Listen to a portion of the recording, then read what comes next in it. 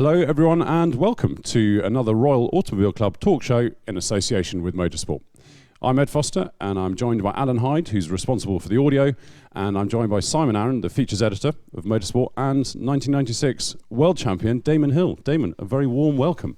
Thank you very much. Nice to be here. Yeah, I did a little bit of research, not much, because it's obviously very obvious what this year is, and it's the 20th anniversary of your championship year. That's right. And this time, 20 years ago today, you were in the run-up to the German Grand Prix, a race you won. Yeah. Does it really feel like 20 years? No, it doesn't. It's quite strange. I mean, I can see the look on young people's faces when I say, I won it 20 years ago, and they just glaze over because it completely doesn't mean anything to them at all. So there's definitely the new wave coming through. I'm no longer relevant to them. More relevant because I do work with Sky and actually talk about what's happening now on Sky F1. But yes, 20 years ago, it doesn't seem that long ago to me, but it is 20 years, and there's no way you can get around that. Do you find that you're sort of getting stopped in the street more with your Sky appearance now rather than, say, sort of 5 years ago? Yes, I think so. It's not, it's pay-per-view, so there's the viewing figures are not as massive as they used to be in the old days of free-to-air. But I think a lot of people, particularly the hardcore fans and the people who are really committed to the sport, see it, and there's a lot of them. So yes, I do get recognised for that. But still, some people don't know that I'm doing it. So. What I thought we might do is actually rewind right back to the beginning, before Formula One, before single-seaters, because I remember seeing a quote from you about the fact that you actually had posters of bikes on your wall rather than Formula One cars or cars. Is that right? Well, my first love was motorbikes. My first interest was motorbikes, and I'd been around cars my whole life. So for me I didn't go all gooey when I saw a Lotus, for example, because that was just there. It was just my dad drove one of those, or he drove a BRM, and I grew up in that world. So it was if you like, the wallpaper was Formula One cars. So I stuck something else on top, which was my love, which was the thing that I particularly was attracted to was motorbikes.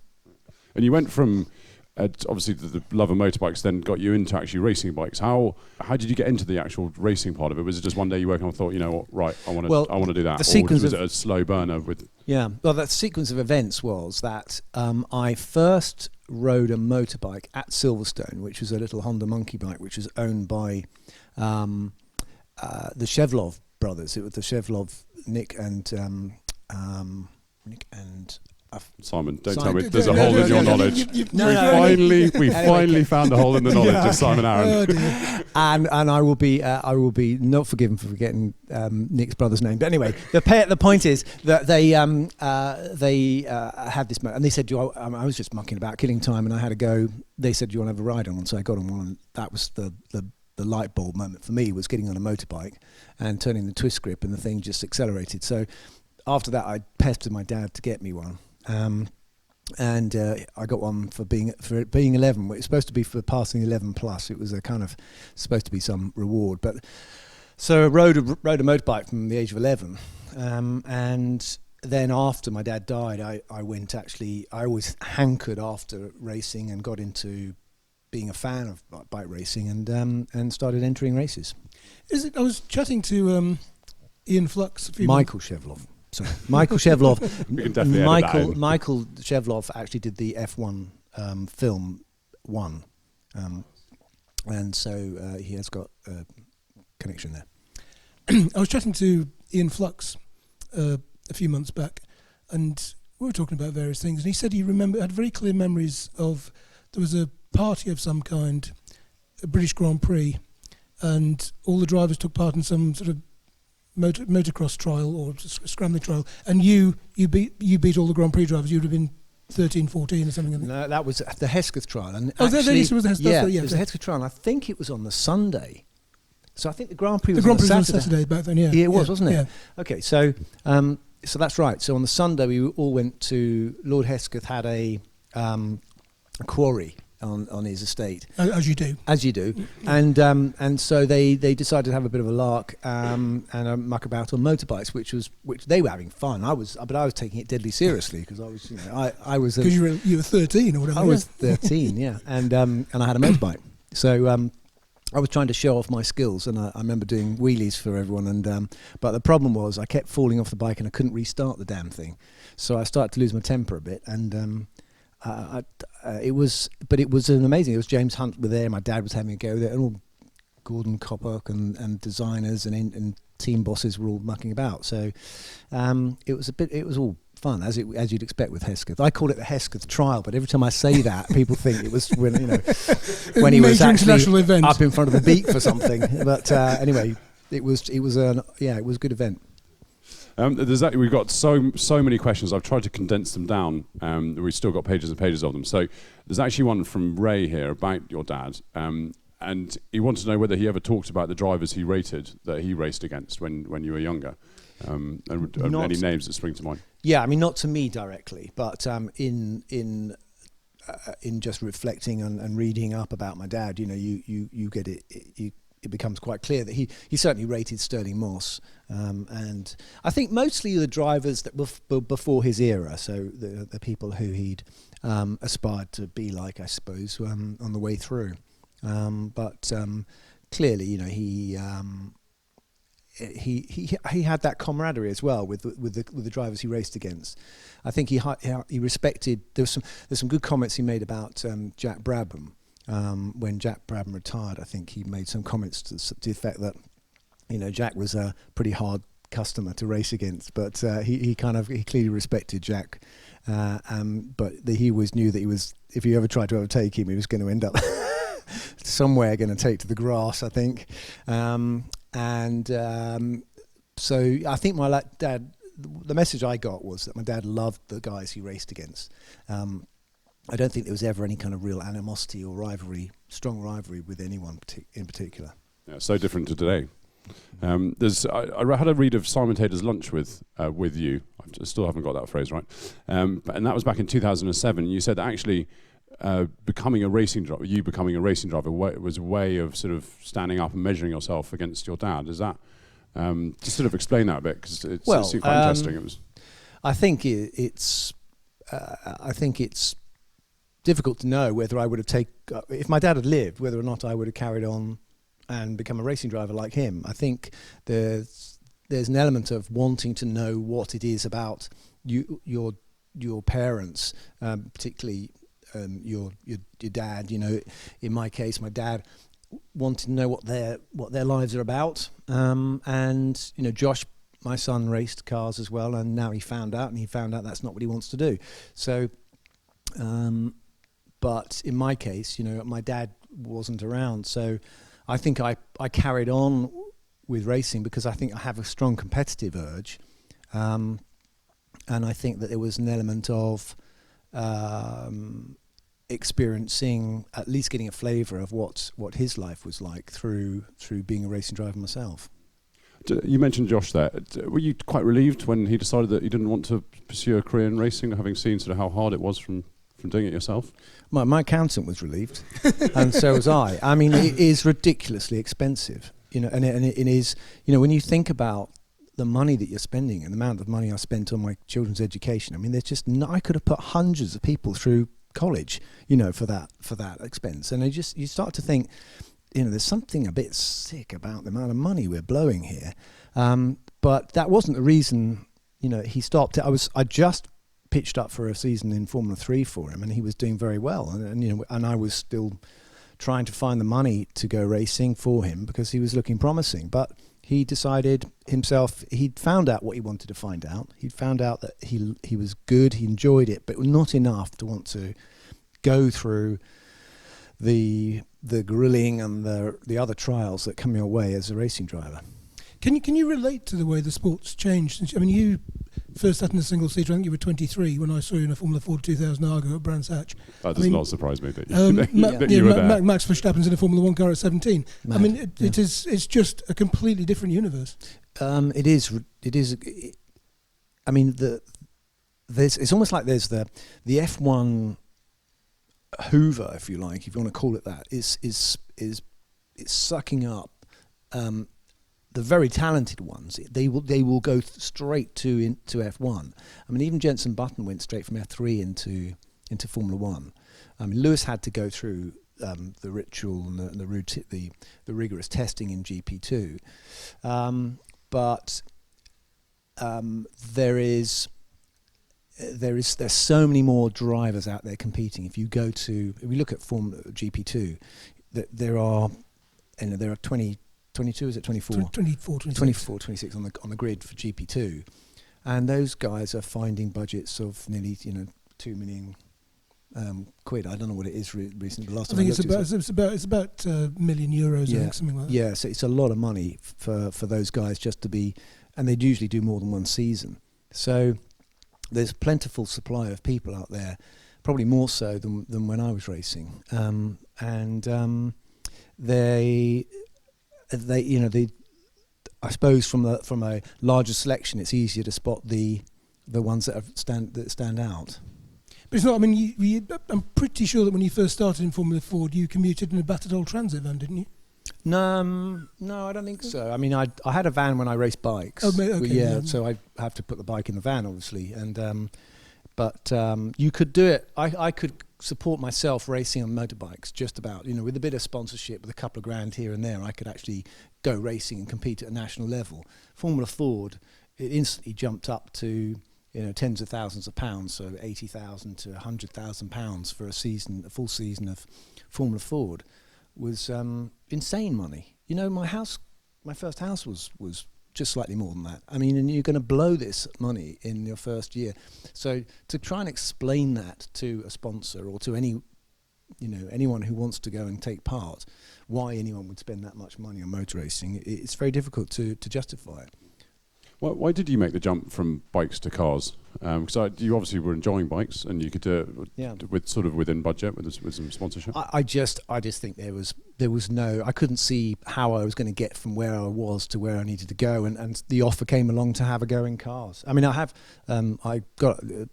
have actually written a book, so you'll be able to get all of this information in my book in September, which it comes out called Watching the Wheels. So I go into it in more detail, but just briefly to cut to the chase, there was an opportunity to go the Winfield School in France, which my mum met a guy called Mike Knight who ran it, and he said, well, why doesn't Damon come over and have a go at that? And I think my mum was as you'd expect, slightly anxious about me racing bikes, because at the same time I was also a dispatch rider. So I was riding a bike during the week around London and racing a bike at the weekend.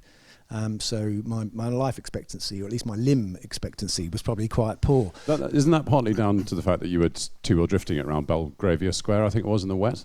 Well, Belgrave Square is a particularly good spot if you want to get onto some slippery surface, and riding every day from dawn till dusk, you get pretty good, and in all weathers. So I would be riding around the bike around London, and you've got all the diesel oil, and you've got some very polished surfaces as well. So you just get incredibly good at riding a bike.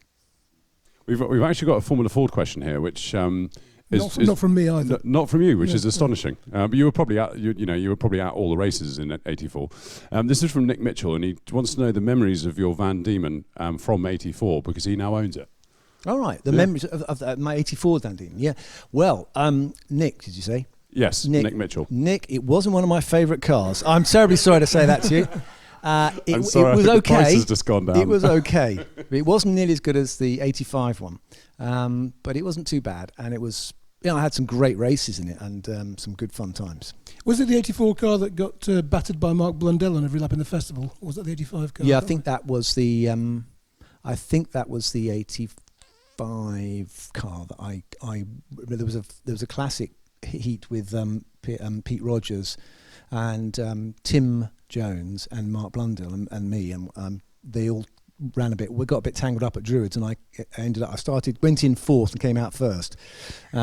So that was a good one. But then didn't Mark sort of hit you up the gearbox every lap and lift the back of the car off the ground? Yeah, he used to give me. He got a bit close, I think, and was trying to give me the hurry up. And so that was okay, because what happened was his nose cone went underneath the gearbox and lifted up the rear wheels, and then they got a little bit more revs, and so when it came off and dropped down, I got a little bit more of a spurt out of the corner. So he was actually helping me. Yeah, it was some really great racing. Quite scary to watch now when you look back on YouTube. But, there were some amazing names that with the whole with Herbert, Blundell, John Booth, Richard Dean, Perry McCarthy.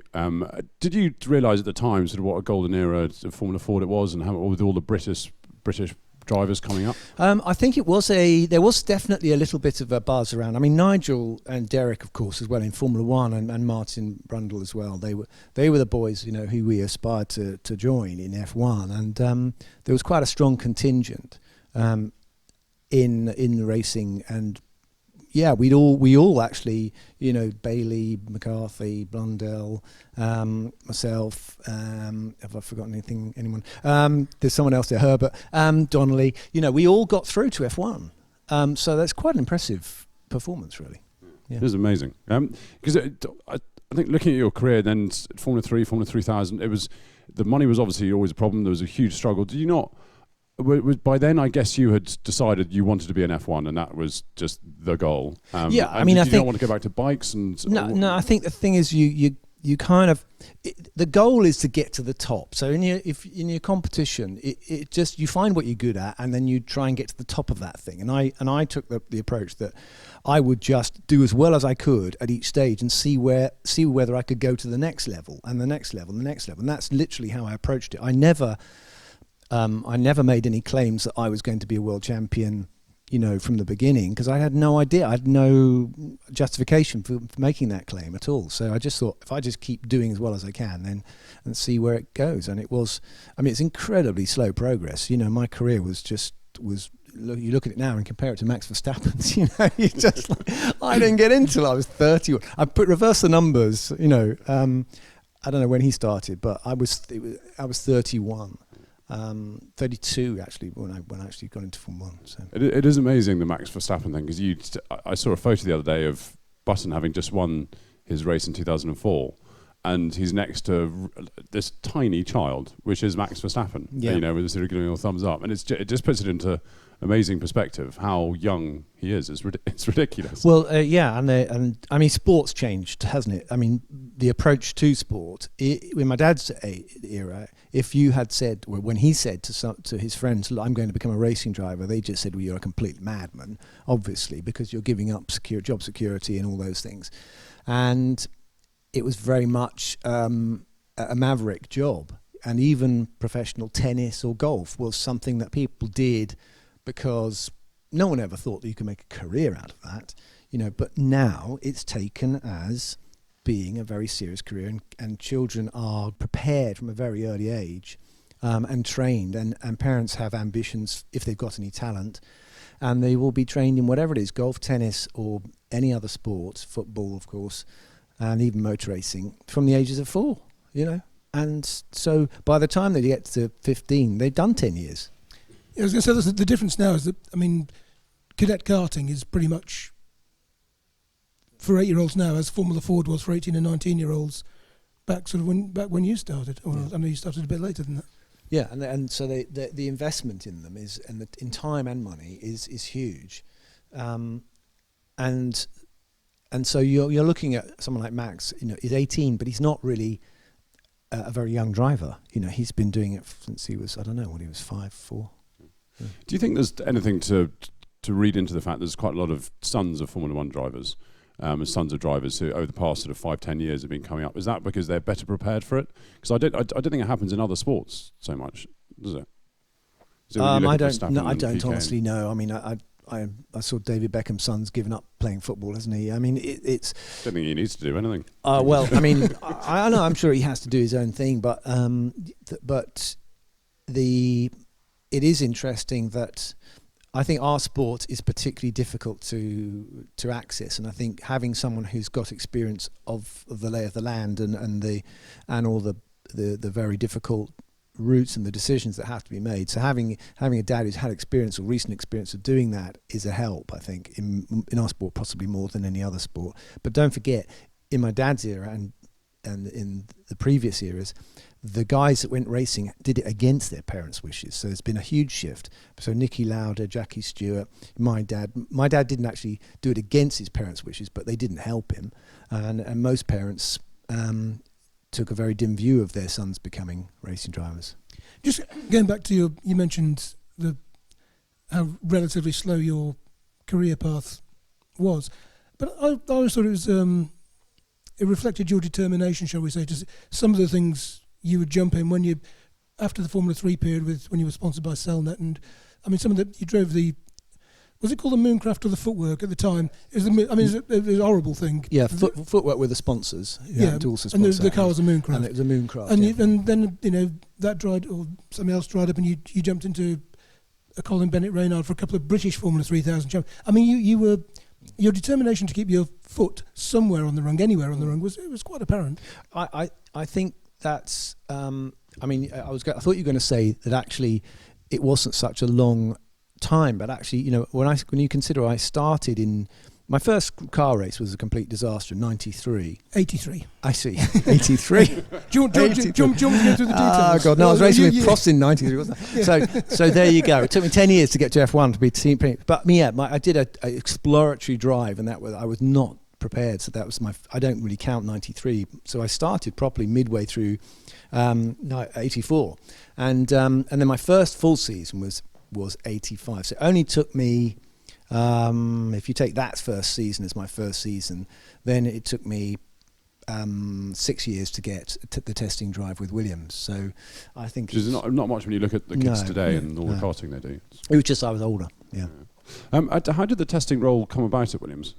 How did that materialise from the Formula 3000 drives? Well, I'd also make the point that now it's seen as an ambition to get taken up as a driver and be the test driver, because that's seen as definitely your first reserve to be a stand-in driver. But in those days, when I was a test driver, it was seen as a failed racing driver's job. You didn't quite cut the mustard, and you weren't going to go to F1, so no one really wanted to do it. But Mark Blundell had a good experience with Williams, and then he'd got an offer. He was going to race with Brabham, and then he got an offer to test with McLaren as well. So he'd sort of seen this as a career progression, and at the time going to McLaren was seen as a particularly good move, because they were the hot team in late 1990. Late 80s, yeah. And so he because I was racing with Middlebridge, who he'd also raced with, he actually let me know that this drive in 3000 was available, and I think it followed on that I was going to be in with the chance of taking his vacant testing drive at Williams. But the way it really happened was I did well enough in 1990 and 3000 that Patrick Head thought, well, he seems to be okay, and I was in, I was lucky I'd got a competitive car in 1990 and got a few pole positions and was leading races that Patrick, I think, noticed. And we've actually got a question here, which obviously I can't find now, about testing the Williams during the week and then having to race the Brabham during the weekend. It must have been quite a painful experience jumping from one to the other. Well, no, because I think there's a lot of misconceptions about our sport. If you're in a quick car, you're seen as being the best, and if you're in a rubbish car, you're seen as being rubbish, and that's obviously not correct. So there's a lot of great performances that get unnoticed in cars that are less than worthy. That actually sometimes you have to do greater feats in a rubbish car than you do in a better car. So I didn't see any of it as being. I thought it was all good preparation, because I just held on to the hope that one day I'm going to get a crack at driving a good car, and I've got to be up to it. I wrote down a book here because you mentioned the book earlier. Obviously, it's been in the pipeline for a while, and you've always been planning on releasing it this year? And yeah, I just never felt there was any way. I didn't feel that there was a right time. I mean, when my son was racing, I didn't really want to kind of take the limelight, if you like, from him. So Josh moving on to other things, and just a bit of time to let the dust settle and things to fall into place. I think after a bit you get a perspective on your own career where it becomes almost like you're talking about someone else. So I think it's easier for me to talk about it now than it was when I was closer to the event. What's your perspective with hindsight on your 2 or 3 years head-to-head with Michael Schumacher? I think it did pretty well. I think, the thing is, we didn't know he was Michael Schumacher then. We just thought he was very good, but we didn't know quite how good he was. Very fair point. I think you're quite chuffed now. I think looking back, I think I can be quite proud of my performances, and I think that it's always, I always measure it. I was first in line to be kind of criticised, if you like, because I wasn't as good as him. And I think Ayrton clearly would have been much closer to him and given him a much tougher time. But I was always growing and getting better. And I think racing against Michael helped me grow and extend myself to the maximum I was capable of doing. And if it hadn't been for that, then I would never have reached that height. So it's a good thing to have a competitor like Michael to race against. One thing I remember from that particular time, I can't remember if it might have been 95, early practice session at Hockenheim, and the crowd are all, the klaxons going, firecrackers going off every time Michael comes out. You come out the pits, jeers, boos, and you disappeared into the gravel at the last corner for the pit straight, and you got jeered left, right and centre, and you stood in the gravel trap and you bowed. You bowed very politely to them all the way around the stadium, and then they started cheering. I thought it was just lovely. Brilliant. Okay, well I'd forgotten that. I wish I'd put that in my book. This is what it's like working with Simon Aaron on a daily basis. Thanks for that. Yeah. Listen, the rivalry is fun. I think that we're in the entertainment business. It doesn't mean anything. We're not saving anyone's lives. We're out there being stupid enough to drive these dangerous fast cars as fast as they'll go, and against other people who want to see our demise. It's entertaining to watch that, and I think that the rivalry that was set up, the classic England versus Germany rivalry, it was there, wasn't it, in me and Michael, and I always think we've got to put it into perspective and have some fun while you can. It wouldn't be a Damon Hill podcast if we didn't have a few Schumacher questions. We've got one here from Glenn, and he wants to know about your relationship with him after Formula One. And he says that you went to go and visit him in hospital in '99, and what he said then, and actually how things were after you stepped away from the cockpit. Yeah, but listen, whatever happens in a competitive environment, and a lot of it is second-hand communication, so it comes through the media, and you don't know, Every time I met Michael away from the job, let's say, he seemed like a perfectly nice guy, and I'm sure that I could have got to know him better. But I didn't really know Michael, and there wasn't a relationship away from the circuit. And when he was at the track, he was very much the professional front of this pretty impenetrable, superior competitor. So, he was doing the right thing by doing that, but I didn't spend any time with Michael. The only time I spent any time with Michael was in '93. We were in Australia, and I actually went to the Barrier Reef on the same boat to do a bit of snorkeling, scuba diving. But I didn't really know him that well then, But he wasn't a championship contender then. There's another question here from William about Schumacher and how you'd rate him against Prost and Senna. You obviously, raced against both of them and Schumacher. Where does he rate on the scale? He's right up there. There's no question. The guy had seat of the pants talent, which was second to none. He also had a clear thinkingness, and an emotional detachment, which I think made him far more effective than most F1 drivers. I think it's where you'd say Ayrton raced with his heart, with his passion and his fire, and Michael raced with a kind of much cooler, just as equally strong determination to win, but it was a much cooler headedness. So, and that's where his moments came from? Well, certainly against you. Do you think he was able to just stay to focus and not get emotion get the better of him, I think. There's sorry, we're jumping around a lot, but we've got so many questions. It seems wrong not to ask as many of them as possible. We've got one here from Paul Young about whether to how your data compared to Senna, Prost, Mansell, and did you ever think, blimey, how are they doing that? Yeah, I mean, there was clearly we just started getting data logging, so it was possible to get speed graphs. So these are the new things where, we were able to say, okay, now I can see the speed trace of a guy going into, and it will surprise a lot of people to hear this, but it's not always the fast corners that are the ones where all the time is. Clearly, the more ballsy you can be through the fast corners, as long as you get it right, you can go through there, quite a bit quicker. Mansell was good at that, as was Senna. But the time is nearly always in the braking area, in the entry to the slow corners. There's so much that goes on, and the timing of it is so critical that what you can see with speed graphs is quite often there's a thing that you call a knee or a kink in the speed graph, where you see they come off the brakes just going into the last bit, and they've kept the speed up, and so you'd look at that and you go, well, what the hell's going on there? That's a bit weird, and I'd come from bike racing, so I didn't do all the karting.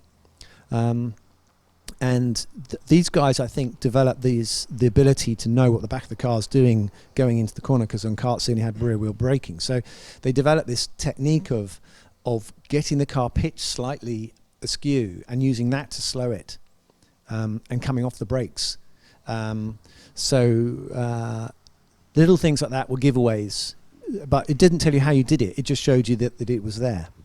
And when you were testing for Williams, what was the relationship like with the actual drivers? Because I suppose you didn't see them that much if you were doing all the testing midweek and pounding around tracks and things. But did you get any advice from them, help, or were they pretty focused on what they were? I'm thinking sort of Mansell portrays. Yeah.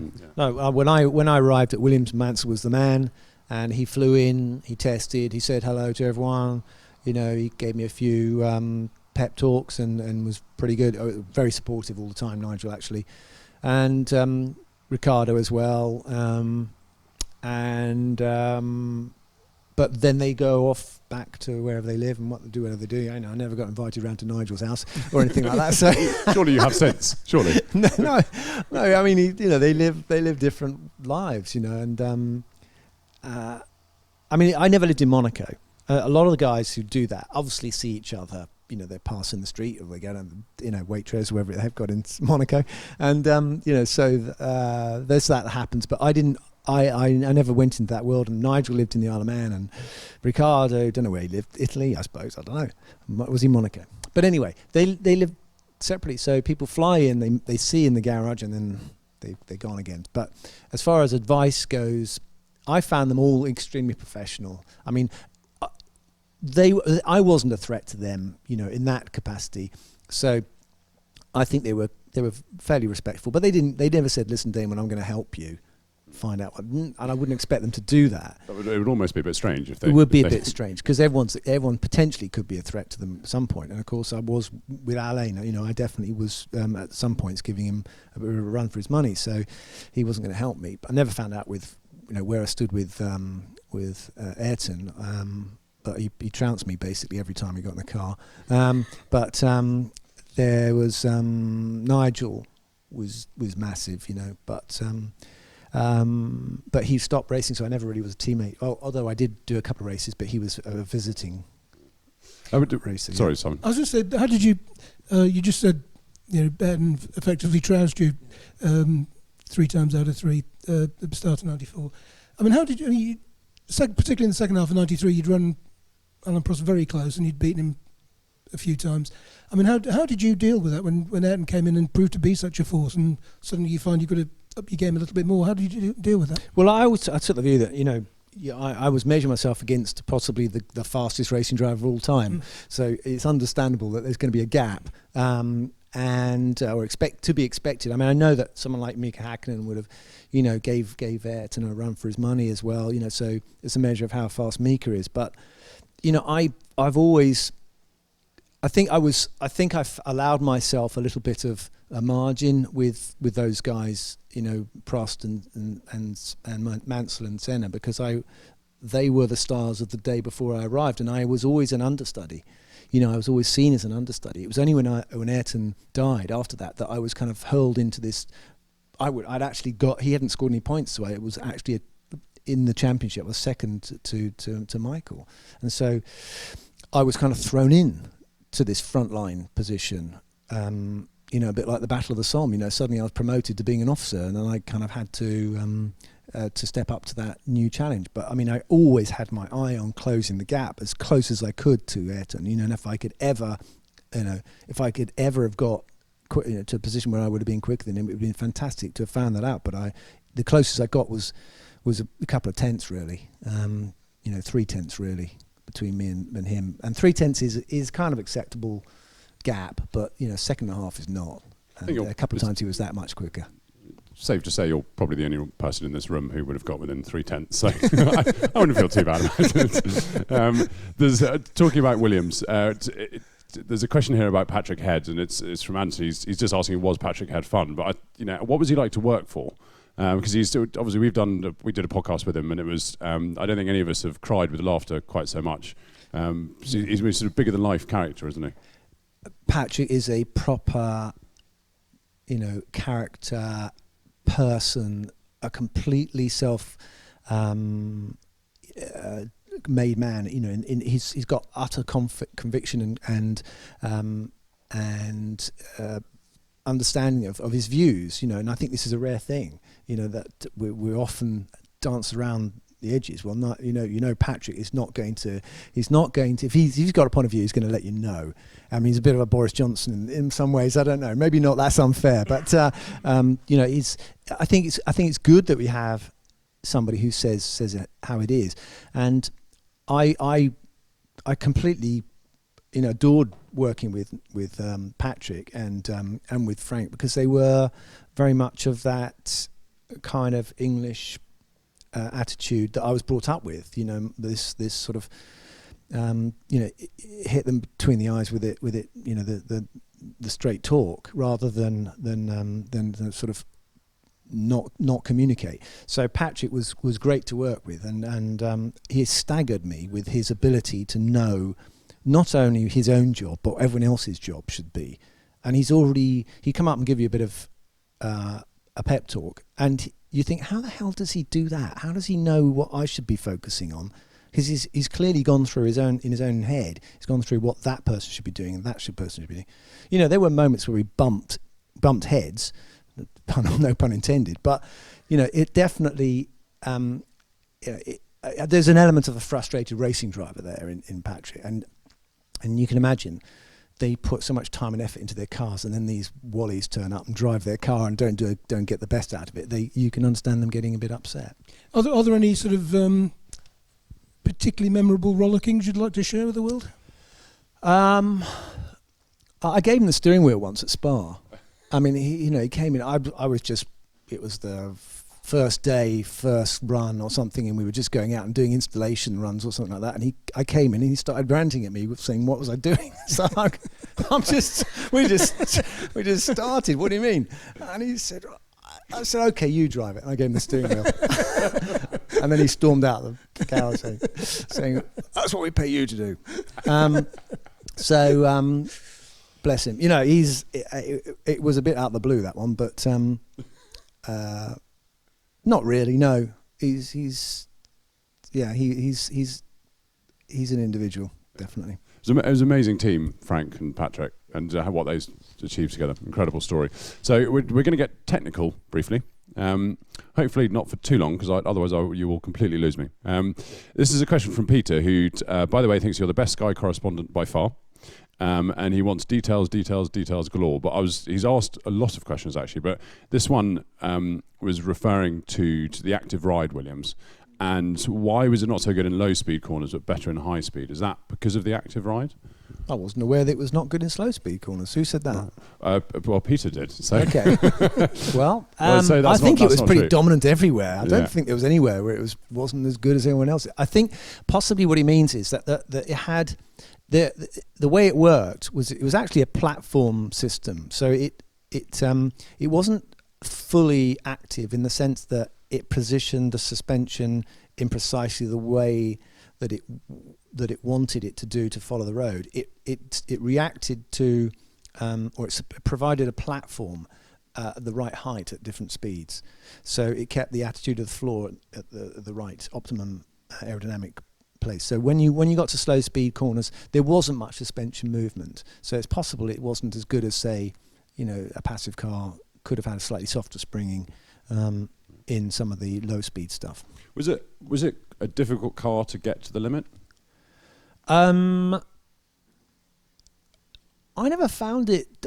Sometimes I don't think he found the limit. I mean, that's where Nigel was brilliant, because I do think he just, he actually said bridge corner. He said that you just have to believe it's going to work, because Big leap of faith, isn't it? Yeah, but I pushed the damn thing as hard as I could go, and I mean, there comes a point where you're actually overcooking the tyres, so there's no point.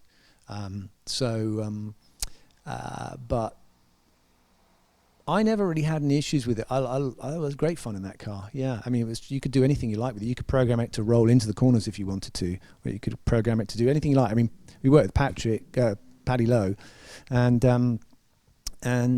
he'd say, right, what do you want it to do? And I said, I haven't got a clue. What can it do? And he What said, can it do? Well, it can do anything. And I go, let's do anything then. And there was no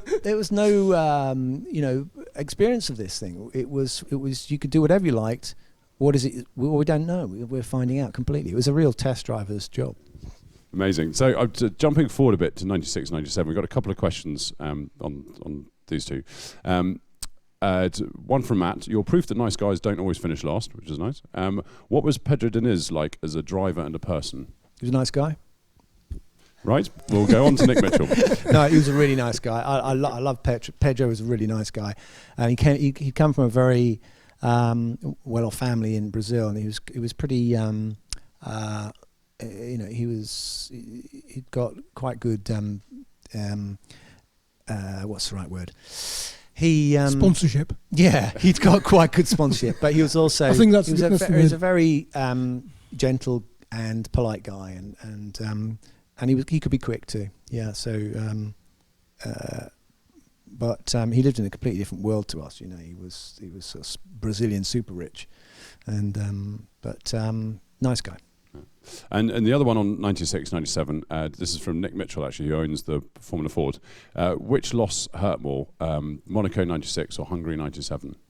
You wanted to know. Oh, I think Monaco, definitely. I mean, we never expected to get where we got to with Hungary, and it was. I never thought it would get past lap 20, and it kept going and going. So the fact that it eventually was no surprise, but why did it have to do it on the last lap? Anyway.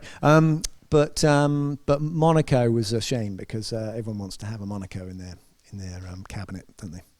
Can you expand a little on Budapest 97? Because I mean, an Arrows Yamaha being anywhere near the top half of the grid, never mind fourth or wherever you qualified at third, and then for you to sort of you swept past Michael very easily. Was that just Bridgestone having an advantage over Goodyear that weekend? Yeah, in the race their tyres started blistering, so he started losing traction, but and I could see it was he was going to be in trouble. So you must still have been quite surprised to be leading a Grand Prix in an Arrows Yamaha. Well, not half. I mean, we turned up. I mean, the car had, I don't know how much less horsepower it had than anyone else, but of all the circuits, that's the one where you don't need it. But the car's handling was good. It didn't probably have massive downforce, but it was okay. And I'd got a nice balance, and I'd got experience. I liked Hungary, and I'd got it set up so I could really use the corners to get the time, and the Bridgestones were the right tyres to have. They brought the right compound, so it just shows the importance of tyres.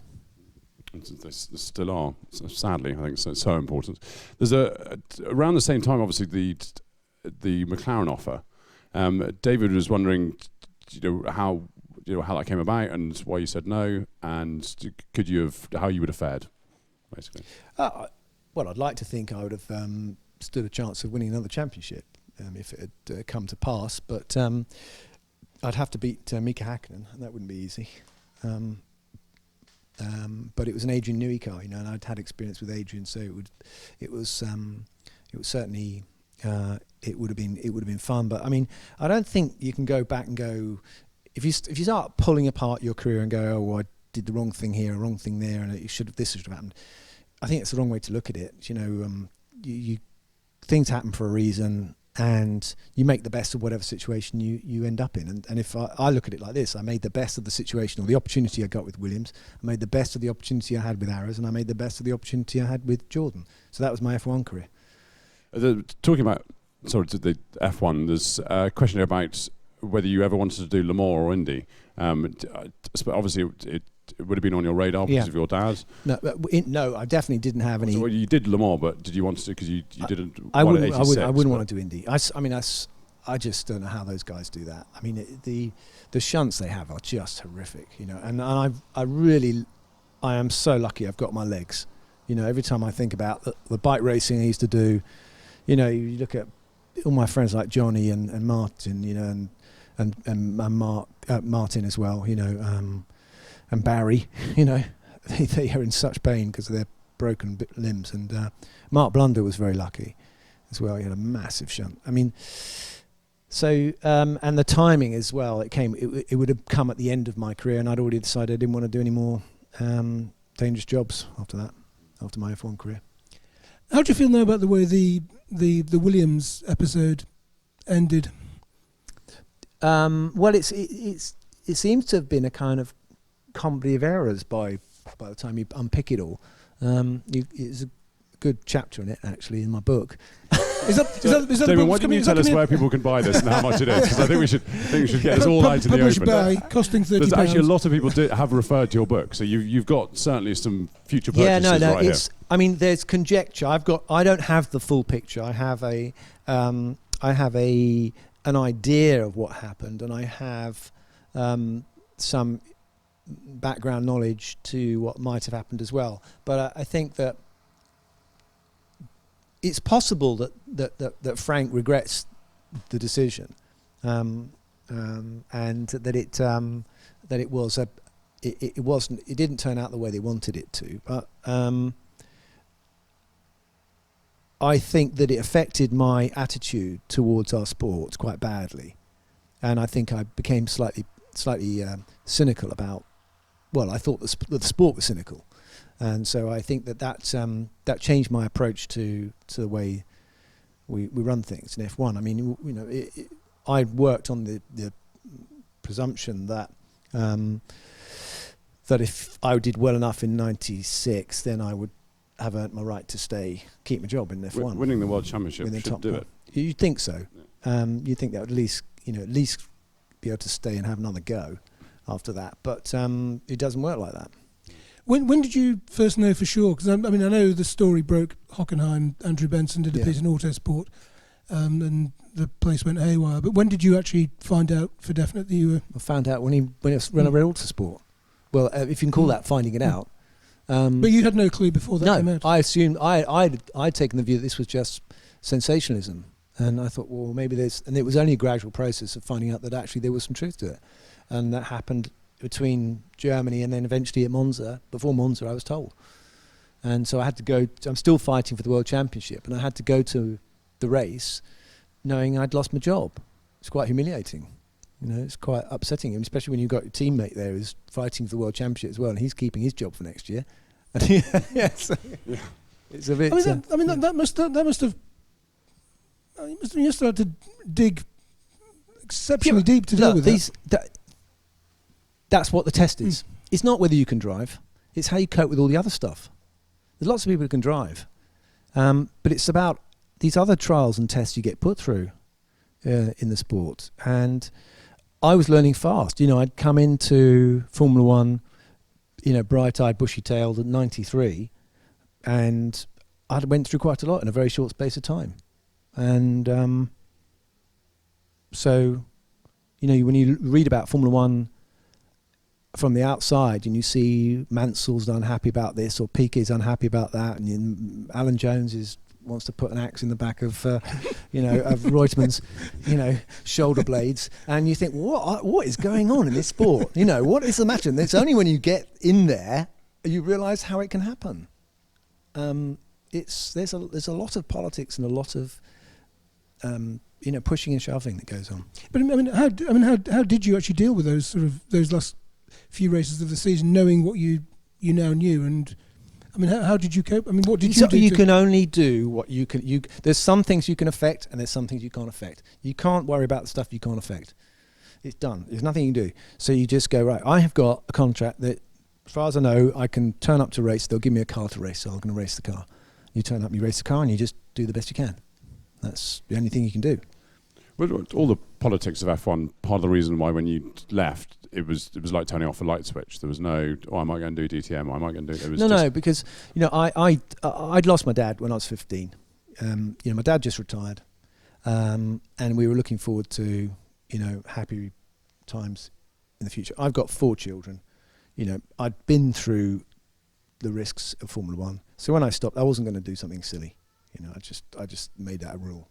I was going to stay away from all of those temptations, and so I had my full of that. You can't really do it half-heartedly either. You can't go into it and go, oh, I'll do a bit of this. But it's not how you're built. You have to win. You have to do the best. So the moment you get into race is this pressure that comes from within you to perform 100%. And if you don't want to put yourself through that mangle if you're going to get beaten up by a bunch of 22-year-olds in DTM or something like that because you don't care. Yeah. What I've done, I'm not going to do it. So there's that element too. You're not getting faster as a 40-year-old. Yeah. I remember you saying, because you did come back and do one race, I think the VW Sirocco. Yeah. And I remember you telling me you really didn't enjoy it. Oh, I was fastest on the first day. I managed to, which was enjoyable. The competitive spirit is. But then you finished 11th. You didn't enjoy that, did you? Then I kind of. What happened was I went into it and I was asking questions of the engineer because we had this Echo Boost or something thing that you could get, and I was working out how you could use it, and so I worked out how to do that, and then of course they all saw the data after that, so they all knew what to do after that, and so the next day I didn't qualify that well, and then I got hit up the ass by someone in Druids so hard that I thought they'd Mark Blundell. I got out. Yeah, I couldn't believe the shunt. It was so heavy, and I came in. I thought my back end must be hanging off. I looked out the car. There's not a scratch on it, and I went, blimey. Anyway, I've had enough. I don't want to play anymore. So that's enough of that. There's a question here about the Jordan era, and what was it like working for Eddie? Because he's obviously, such a lot of fun. Yeah, working with Eddie. Yeah, and it's a lot of pain as well. Eddie is still haven't been able to escape him. He's in the paddock all the time, and you're there and things. Yeah, and Eddie's a very good friend of mine, and he does an awful lot of work for charities, and he uses his personality for good ends as well. He's been a very successful man, and he's done it his way. How did Eddie sell the team to you? What was it? Or was that the only option you had? Yeah, I got confused when he said sell the team to me. No, I don't remember buying an F1 team. I seem to. What, you haven't read the news? No? Yeah. That's a bit like that Bernie quote, isn't it? When yes. Did you remember buying Lotus or whatever it was? I don't remember buying Lotus. But anyway, but no, I had some offers on the table when I left Arrows, and so one of them was Eddie's, and but if you read his book, it's not as good as your book, is it? Not as good as my book, but I've read his book. It's not on sale now, He makes it sound like he was really reluctant to sign me, which was amazing. You didn't have to sign me, Eddie. You could have got someone else. But anyway, so it was the most competitive option that there was available. I had lots of offers, but I looked at all of them and just thought, I've got to have a competitive chance, otherwise I'm just not going to be interested. So it was Jordan or. Yeah, they were the first in the queue, really. We haven't got long left, so I thought we'd turn our attention to sort of the modern day F1 and what you're doing now. And there's a question here that's very interesting. Are you happier now on TV chatting about F1 than you were in your BRDC president era? Because you seem very natural on camera and very happy doing what you're doing. Is that, Well, is that I a fair think reflection? I've been very lucky to fall in with the Sky crew. You know, Martin suggested I do it. I wanted to, if I wanted to have a go, and at the time I was I wanted to get some extra money in for Josh's racing as well. So Sky were very good to take me on, and I was a bit sceptical at first. I was sort of doing it because I wasn't, I thought, well, I might be having to do it. But they're such a great team, and they really do, I think, set the standard. And I think that they're a very vibrant, young, energetic team who go out there and want to do the best show. And I've had a lot of fun with working with the guys, the whole crew, and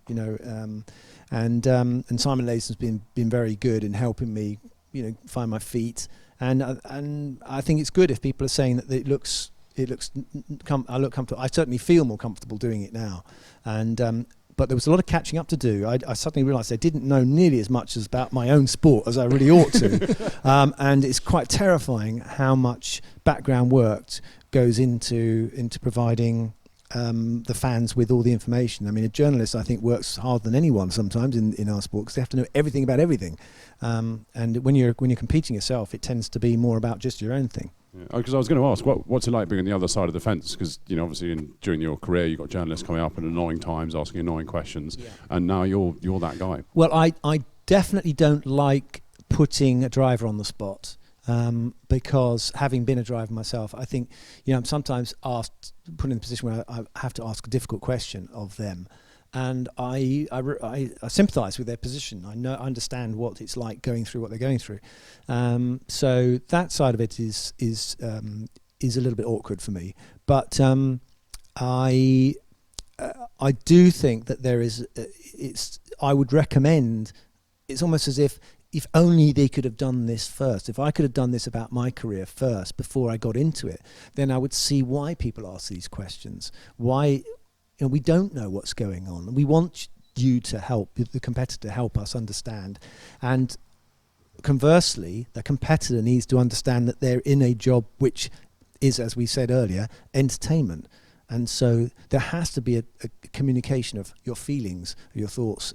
It can be tedious as hell. They ask the same questions over and over and over again, and I can understand them getting a bit tetchy and fed up. I in some ways I think it would be easier for them if there were just less. Every single broadcaster wants to have their own exclusive interview. It's very hard for the competitors to go through everyone. But it's interesting actually because having done bits and pieces in an F1 paddock, you think, oh God, it's so difficult to talk to people, and it's actually not. Compared to other sports, the access the media gets in Formula One is incredible. If you think about trying to interview a football team having just come off the pitch, you're not going to be able to do it. I mean, Simon will probably know more about this than me because you occasionally watch football, Altrincham, maybe not England, but the access is incredible. So I suppose it makes your job easier, but then harder because of so many people asking the same question. Well, do you remember there was an Alan Partridge sketch, I think about, or was it Not Like News? They were talking about why Formula One drivers always look so miserable after the post-race interview or during the post-race interview. And I think it's worth explaining this. When you compete, your concentration level is so high, and you've got a helmet on and you've got a radio, but basically you're living in this little bubble of your own little world.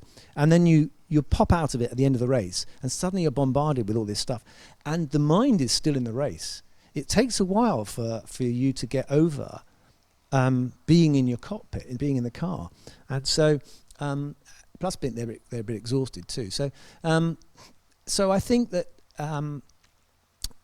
racing drivers have evolved in their media skills since the days of Piquet and Mansell and Jones and stuff, and they've become much more sophisticated, and in some ways they become more cagey because they know if they say the wrong thing, they can get themselves into more deep trouble. So it's getting better in some ways. It's getting worse. It's just a shame that we can't make them relax more and be themselves.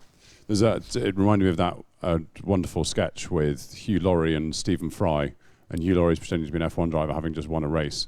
And Stephen Wright's saying, "Do you know, how was it?" He said, "Oh, well, you know, it was actually a really difficult race." He said, yeah, but you won the race. How was it? Exactly. that's the one I'm thinking of. It is, Hugh Laurie, brilliant. and he said, but you're really happy. And he was going, "Oh yeah, but my tyres are going off." And that, I'm afraid, was the public image of a Formula One driver. But I was trying to explain, you know, they're trained. When I first got in a Williams, at first test, I went out and drove the car, and it was an FW14, I think. I went round short circuit at Silverstone and just couldn't believe my experience. And I got back, and Patrick Head said to me, "So how was it, Damon?" And I said, "It was fantastic, Patrick, absolutely amazing." He said, "Oh, we were hoping it'd be a bit more critical." Oh, sorry, it was shit. You know, the car is so bad, I can't tell you. So, you know, that's the normal state of affairs with the racing drivers. You've got to complain about everything. So they're trained to complain.